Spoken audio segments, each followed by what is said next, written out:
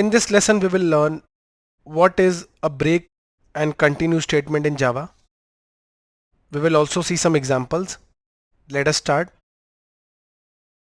In Java, the break statement is used to immediately terminate a loop or exit from a switch case, transferring control to the first statement after the loop or switch block. It is commonly used when a certain condition is met and you want to stop execution early. So we already saw break statement in the switch case, but we need to see another examples also. So you already know the following syntax. We saw it under the decision making statement, that is the switch statement. To add break in your code, just use break and add a semicolon. Okay. Now let us see two examples to understand the break statement. Let us start. Here we have our VS Code. We already created Amit Java project. Okay, and within that we added our files. So here the program execution starts. We have a class, we have a main function where the execution begins. Here we have an integer variable I is equal to 5. Then we have a while loop. Within that we have a if loop. So while I is less than 10, yes, 5 is less than 10, so it will go inside this and print 5. Then 5 is incremented to 6 and I is checked here. If I is greater than 7, it will use a break loop and exit and it will terminate. Is 6 greater than 7? No. So this won't get executed and the execution will come here.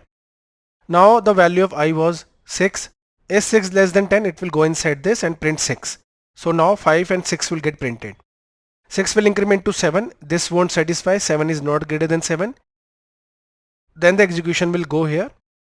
Is 7 less than 10? Yes. It will print 7 also. Now 5, 6 and 7 will get printed.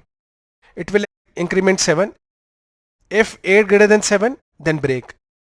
So if 8 greater than 7, yes. So it will go inside this and the loop terminates immediately. The program will end. No more statements after the loop will get executed. So program will finish. So what will be the output? 5, 6 and 7. Here is the output. So what break did? It terminated the loop completely. Okay. And the execution came here after the loop. So we saw what is a break statement in Java. So now let us see the break in switch example. The concept we saw before as well. Here marks is equal to 75 and it will go here. This is an expression in switch. So one by one it will match the expression. Marks is 75, case 90 won't get executed. Case 75 will get executed because this is the case value matching with the expression. Case 75 will get executed. It will print grade B. The break statement will come here and it will terminate the loop.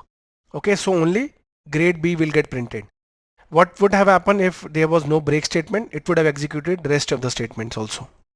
So now run code, the output will be grade B. Okay, that is the following matching with the expression. And using break it will come out of the loop. That is, it will terminate the loop.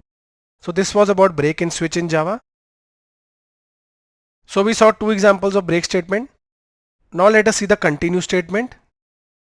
In Java, the continue statement is used inside loops to skip the current iteration and immediately move to the next one. Break exits the loop, terminates the loop, but continue skips the current iteration only and immediately move to the next one. Okay, so this is the difference. It will jump to the next iteration of the loop. Here is the syntax. Just mention the continue keyword and a semicolon. Now let us see two examples in continue to understand it. So here is our VS Code and our continue statement example. We have the class definition here and the main function where execution begins. Here we have initialized I to 100. Now we have the do while loop in which the statement executes, in which at least one statement executes before the condition. We already saw that. Here if I is equal to 110. No, it's not because I is 100. So this won't go here and it will print I as 100. After that it will increment I. So 100 will get printed. I will get increment to 101 and the condition will be checked. Is 101 less than 115? Yes. So it will go inside here and check here. Currently the value of I is 101. Is 101 equal to 110? No. It won't go inside here and it will print 101 and I will get incremented. So now I will be 102 and it will be checked. Is 102 less than 115? Yes, and then it will get checked again and this is false.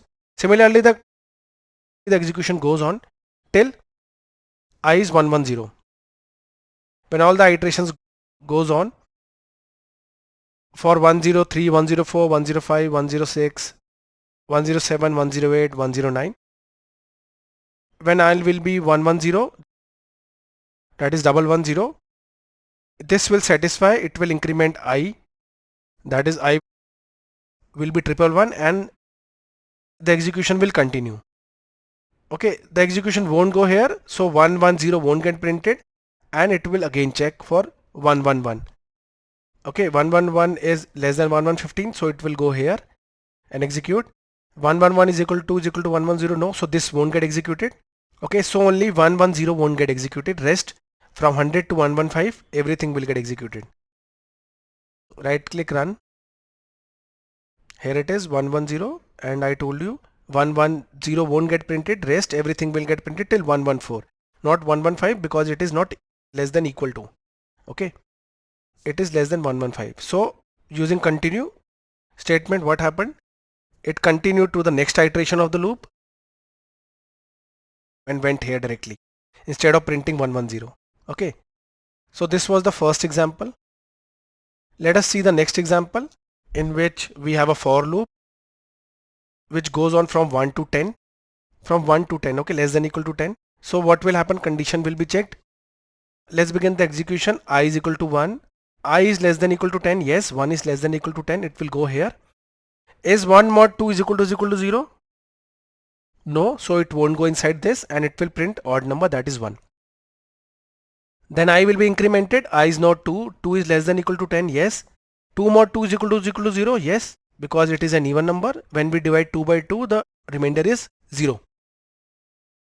Okay, so it will go to continue and skip even numbers. Why? When it will go to continue, it will go for the next iteration instead of printing it here. So it won't print 2. Now the value of I will increment. It will be 3. 3 is less than equal to 10. Is 3 mod 2 is equal to 0? No, this won't get executed and 3 will get printed. That is odd number. Then 3 will increment to 4. 4 is less than equal to 10. It will go inside this. Is 4 mod 2 is equal to 0? Yes, because when we divide 4 by 2, there is no remainder. So it will continue and skip this number. It won't go here. It will again go to execution here and I will go to 5. Similarly, it will go on skipping even numbers and the output will be 13579.